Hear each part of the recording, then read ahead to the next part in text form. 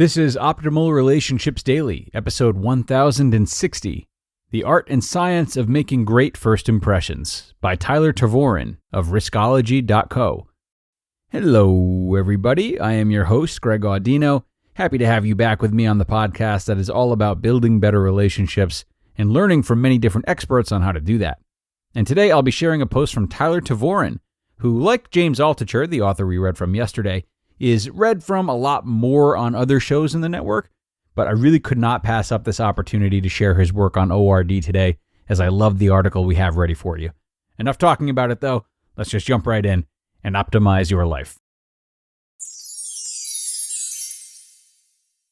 The Art and Science of Making Great First Impressions, by Tervooren of Riskology.co. You probably don't realize as you're doing it. I don't. But every day you quietly judge the people you meet. You look for clues that will tell you what type of person they are, if they're confident in themselves, and whether you can trust them. And everyone you meet is doing the same to you. Have you ever met someone a few times and thought, I really should like this person, but I don't? That's the first impression at work. Something about the way they presented themselves to you in the first few moments of meeting triggered a negative response from your subconscious brain. And try as you might, you can't shake it. As you've probably heard at some point in a fight with a loved one, it's not what you say, it's how you say it. The majority of the communication you have with people around you is nonverbal, your body language. And you'd hardly be alone if you don't have a clue what I'm saying most of the time. Today, that changes, and your relationships change with it. How a first impression can change your life.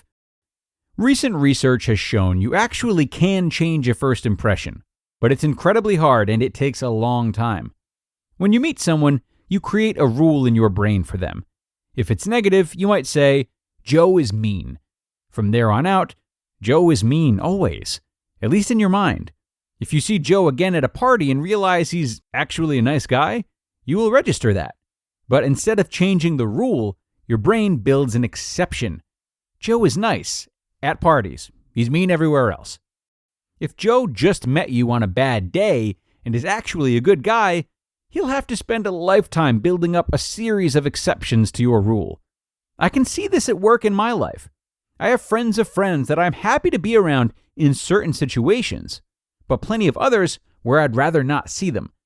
Logically, if my friends, who I think are great, think someone else is great, I should probably agree with them. But that's not how the brain works. If you can hang on to an undeserved bad impression, though, you can also hang on to a good one. Believing someone is great even though they've demonstrated over and over they aren't, simply because you saw their bright side at the beginning. That's how people end up staying in terrible relationships, and why you have that one friend you always have to apologize for. Whatever the case, you see how important it is to make a good first impression.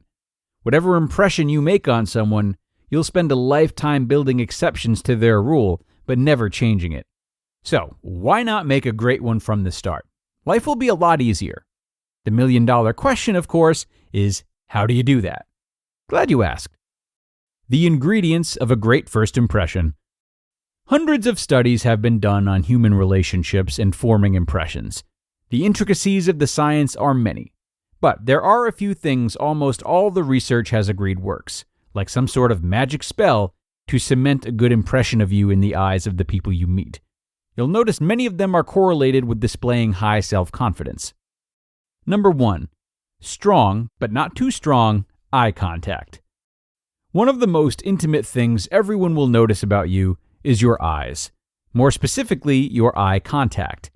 The way you look at someone when you meet will instantly convey significant information about you.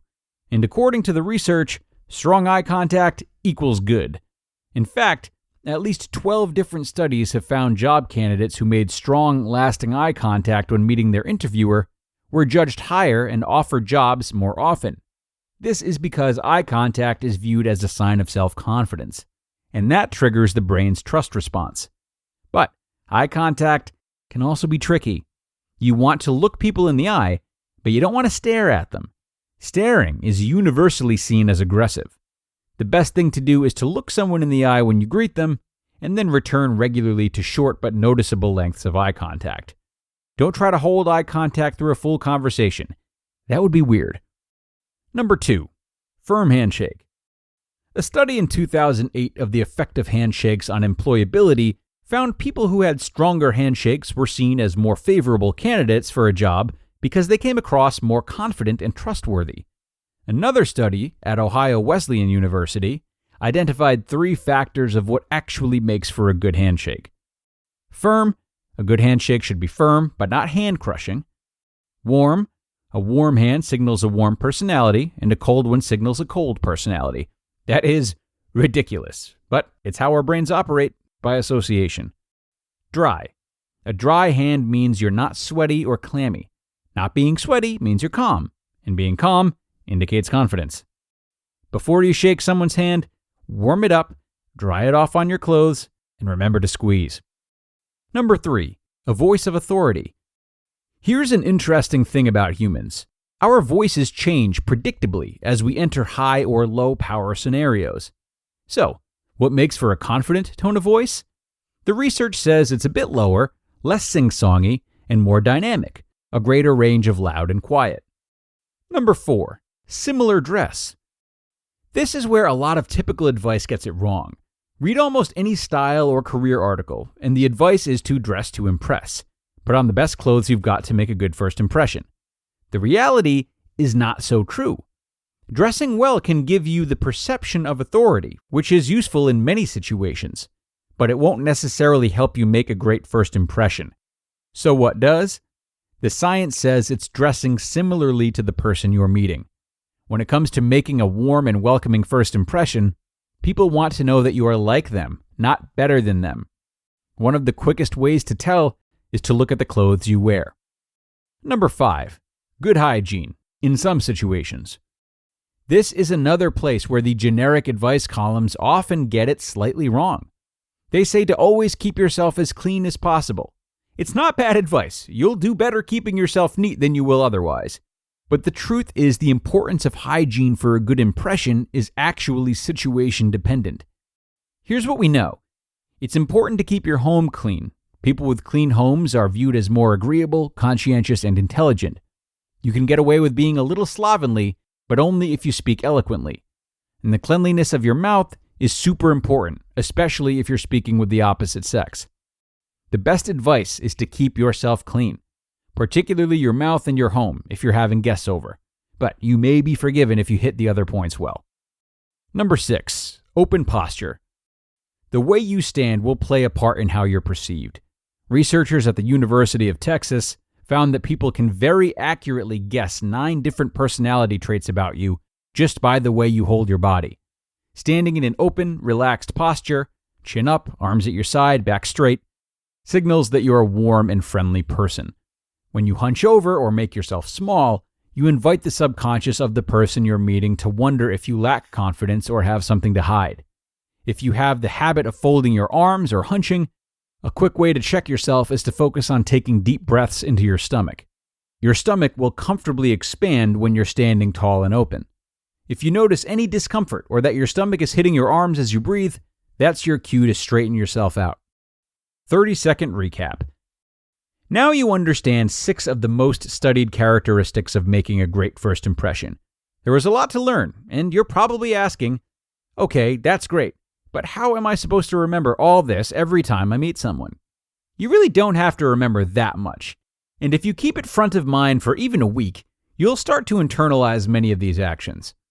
To recap, first impressions are made almost instantly, and they stick for a lifetime, but you can slowly alter them.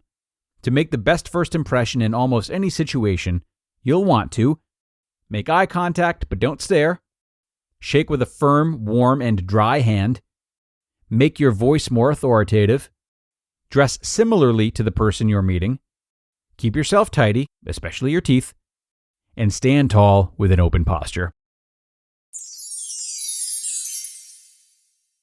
You just listened to the post titled, The Art and Science of Making Great First Impressions by Tyler Tervooren of Riskology.co. Such a great and informative post from Tyler today. I love that we had a chance to share this one and touch upon a really niche aspect of relationships, right? It's been a long post, so I won't go on for too long in my commentary here. But If I might add a couple of things to this list, which I cannot verify whether or not they're backed by research.